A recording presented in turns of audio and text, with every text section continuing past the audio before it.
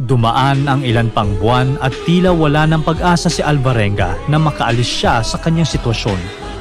Isang araw, habang nakatingin sa ulap, bigla siyang nakakita ng kakaibang ibon. Kakaiba ito dahil hindi ito ang karaniwang ibong nakikita niya sa gitna ng dagat. Di nagtagal, napagtanto na niya kung bakit kakaiba ang ibon.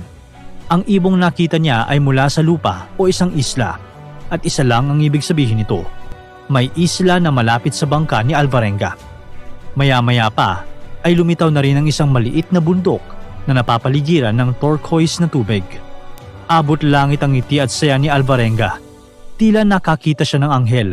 Agad niyang pinutol ang lubid mula sa kanyang mga buoys. Delikado ito dahil posibleng bumaliktad ang maliit na bangka ni Alvarenga kung magkakaroon ng bagyo. Sa kanyang isip, mas mabilis ang pagdating niya sa isla nang walang anchor. Pagkatapos ng isang oras, mas lumapit pa ang bangka ni Alvarenga sa isla. Nang umabot na ito ng 10 yards mula sa shore, agad nang tumalon si Alvarenga at lumangoy papunta sa isla. Agad niyang kinuha ang buhangin sa isla. Ayon sa kanya, tiningnan niya ito na parang ginto. At noong January 29, 2014, matapos ang 438 days na pananatili sa kalagitnaan ng dagat, nakatungtong na rin sa lupa si Alvarenga.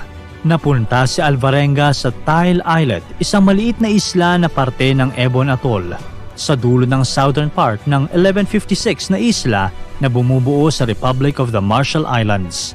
Napakaswerte ni Alvarenga na nakita niya ang ibon, dahil kung hindi, ang susunod na lupa na makikita niya ay may layo pa na 5,000 kilometers. At ito ang bansa ng Pilipinas.